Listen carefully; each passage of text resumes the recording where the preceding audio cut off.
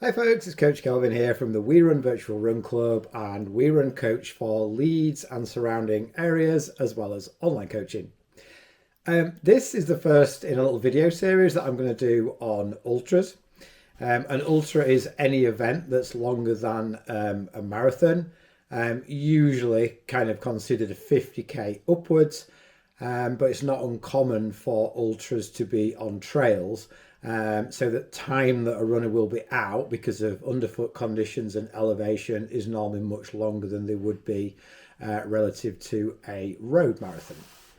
And I'm actually going to start at the event and work backwards. It was kind of an idea that I was thinking anyway, but Dunstan asked a great question about pacing.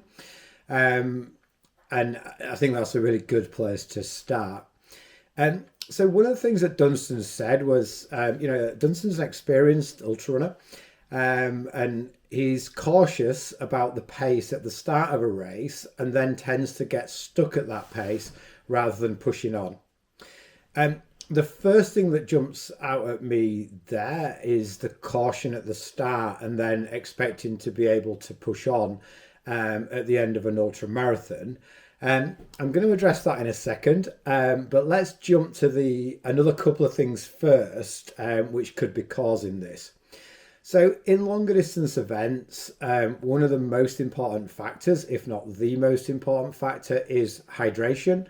And sodium intake also comes into that equation, and then nutrition. So any event over about 6 hours, we want to be replacing 100% of the fluid that we lose.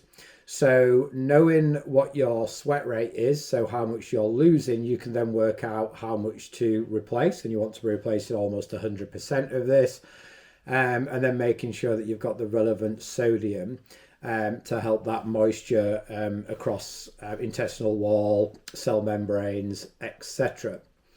And then also making sure that you've got a very robust nutritional strategy. But quite often when nutritional strategies go south and don't really work, it's more often that it was a hydration problem, because we don't absorb the calories very well from food if we're dehydrated.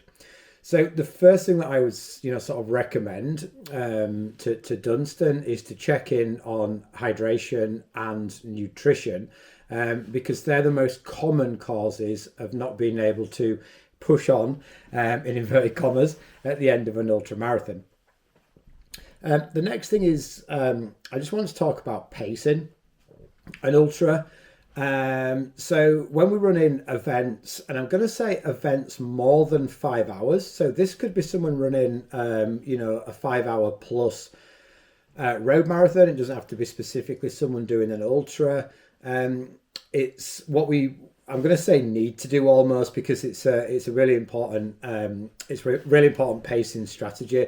So any events longer than 5 hours, we want to do what we call a positive split. So we actually start off faster than we finish, and there's a lot of reasons for that, but one of them is we're going to get an amount of central nervous system fatigue later on in the race, which is going to kind of come anyway, and we want to be a little bit ahead before that comes. So events more than 5 hours, and particularly events that are sort of like maybe 7 or 8 hours plus, we want to crack on a bit at the start and actually get ahead. So we've got a little bit of sort of time in the bank for when other systems start to sort of shut down a little bit. They're going to cause us to slow down anyway. And it's something that we hear quite a lot of, is things like start at the same pace that you mean to finish. That's a load of rubbish. That you should finish stronger than you start for an ultra. I definitely wouldn't recommend trying that. And if anybody does end up like even pacing or negative split in an ultra, they've definitely left a lot on the table where they could have gone faster.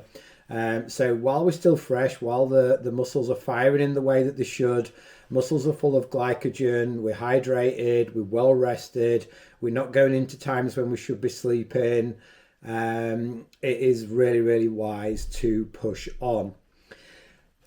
How much we push on, I'm actually going to cover in a separate video. In other words, how we review data from training to predict race times.